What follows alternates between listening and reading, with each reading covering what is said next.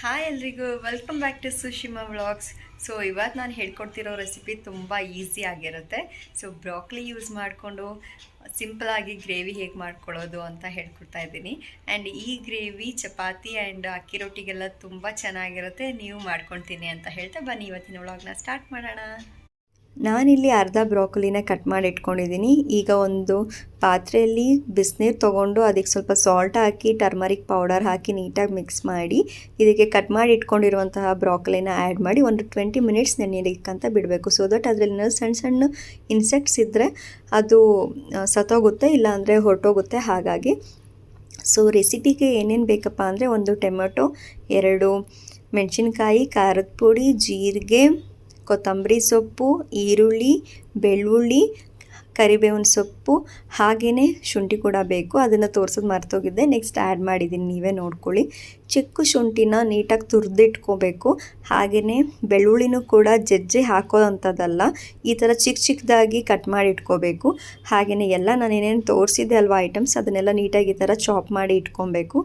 ಈಗ ಒಂದು ಬಾಣಲೆ ಇಟ್ಬಿಟ್ಟು ಅದನ್ನು ಚೆನ್ನಾಗಿ ಕಾದ್ಮೇಲೆ ಅದಕ್ಕೆ ಸ್ವಲ್ಪ ಎಣ್ಣೆ ಹಾಕಿ, ಎಣ್ಣೆ ಕಾದ ನಂತರ ಅದಕ್ಕೆ ಈರುಳ್ಳಿ, ಮೆಣಸಿನ್ಕಾಯಿ ಹಾಕಿ ಚೆನ್ನಾಗಿ ಬಾಡಿಸ್ಕೋಬೇಕು. ಈ ಈರುಳ್ಳಿ ಬ್ರೌನಿಷ್ ಎಲ್ಲ ಆದಮೇಲೆ ಅದಕ್ಕೆ ಜೀರಿಗೆ, ಕರಿಬೇವಿನ ಸೊಪ್ಪು, ಶುಂಠಿ, ಬೆಳ್ಳುಳ್ಳಿ ಹಾಕಿ ಚೆನ್ನಾಗಿ ಅದನ್ನು ಬಾಡಿಸ್ಕೊಬೇಕು. ಆಯಿತಾ, ಚೆನ್ನಾಗಿ ಅದು ಬಾಡಿಸ್ಕೊಂಡು ಆದಮೇಲೆ ಏನು ಕಟ್ ಮಾಡಿ ಇಟ್ಕೊಂಡಿದ್ವಿ ಟೊಮೆಟೊ, ಅದನ್ನು ಆ್ಯಡ್ ಮಾಡ್ಕೋಬೇಕು.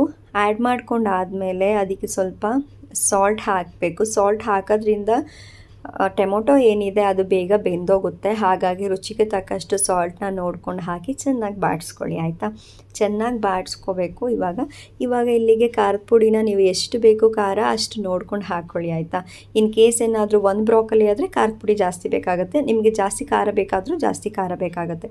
ಸೊ ದಟ್ ಇವಾಗ ಅದಕ್ಕೆ ನೀರನ್ನು ಆ್ಯಡ್ ಮಾಡ್ಕೋತಾ ಇದ್ದೀನಿ. ನಿಮಗೆ ತುಂಬ ಗ್ರೇವಿ ಬೇಕಂದರೆ you can add more water. In case ನಿಮಗೆ ಸ್ವಲ್ಪ ಗ್ರೇವಿ ಸಾಕು, ಸ್ವಲ್ಪ ಡ್ರೈಯೇ ಇರಲಿ ಅಂತಂದರೆ ಸ್ವಲ್ಪ ನೀರು ಹಾಕಿಬಿಟ್ಟು ಈ ಥರ ಮುಚ್ಚಿಬಿಟ್ಟು ಒಂದು 10 ಮಿನಿಟ್ಸು ಬೇಯೋದಕ್ಕಂತ ಬಿಡಿ. ಅದು ಬೆಂದಾದಮೇಲೆ ಇದಕ್ಕೆ ಇವಾಗ ಬ್ರಾಕೊಲಿನ ಆ್ಯಡ್ ಮಾಡ್ಕೋಬೇಕು. ಆ್ಯಡ್ ಮಾಡಿಕೊಂಡು ಚೆನ್ನಾಗಿ ಅದನ್ನು ಬ್ರಾಕೊಲಿ ಹಸಿ ಫ್ರೇಗ್ರೆನ್ಸ್ ಹೋಗೋ ತನಕ ನೀಟಾಗಿ ಬಾಡಿಸ್ಕೊಳ್ಳಿ. ಆಯಿತಾ, ಆ್ಯಂಡ್ ಬ್ರಾಕೊಲಿನ ತುಂಬ ಚಿಕ್ಕದಾಗಿ ಚಾಪ್ ಮಾಡ್ಕೊಳಕ್ಕೆ ಹೋಗಬೇಡಿ, ಈ ಥರ ದೊಡ್ಡದಾಗೆ ಚಾಪ್ ಮಾಡ್ಕೊಳ್ಳಿ. ಸೊ ದಟ್ ಚಪಾತಿಗೆ ತಿನ್ನೋದಕ್ಕೆ ಚೆನ್ನಾಗಿರುತ್ತೆ. ಆ್ಯಂಡ್ ಬ್ರಾಕೊಲಿ ಏನಿದೆ ಅದು ನೀರಿನ ಅಂಶ ಏನಿದೆ ಅದು ಪೂರ್ತಿ ಹೀರ್ಕೊಳ್ಳುತ್ತೆ. ಗ್ರೇವಿಯಲ್ಲಿರೋ ನೀರಿನ ಅಂಶ ಪೂರ್ತಿ ಹೀರ್ಕೊಳ್ಳೋದ್ರಿಂದ ನೀವು ಸ್ವಲ್ಪ ನೀರನ್ನ ನೋಡ್ಕೊಂಡು ಹಾಕ್ಕೊಳ್ಳಿ. ಆಯಿತಾ, ಲಾಸ್ಟಲ್ಲಿ ಇವಾಗ ಇದನ್ನು ಮುಚ್ಚಿಬಿಟ್ಟು ಒಂದು 5 ಮಿನಿಟ್ಸ್ ಬೇಯೋದಕ್ಕಂತ ಬಿಟ್ಬಿಟ್ಟು ನೋಡಿ.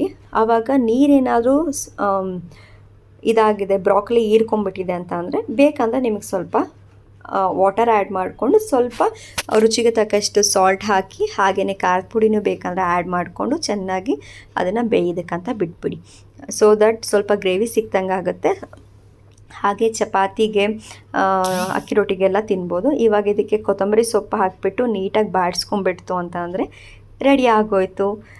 ಬ್ರಾಕೊಲಿ ಗ್ರೇವಿ ಜೊತೆಗೆ ಚಪಾತಿ ಅಂತೂ ಸಖತ್ತಾಗಿರುತ್ತೆ ಅಂತಲೇ ಹೇಳ್ಬೋದು. ನೆಕ್ಸ್ಟ್ ವ್ಲಾಗಲ್ಲಿ ಸಿಗ್ತೀನಿ, ಅಲ್ಲಿವರೆಗೂ ಕಾಯ್ತಾರಿ ಅಂತ ಹೇಳ್ತಾ don't forget to like, share, comment and subscribe to my YouTube channel. Take care, bye.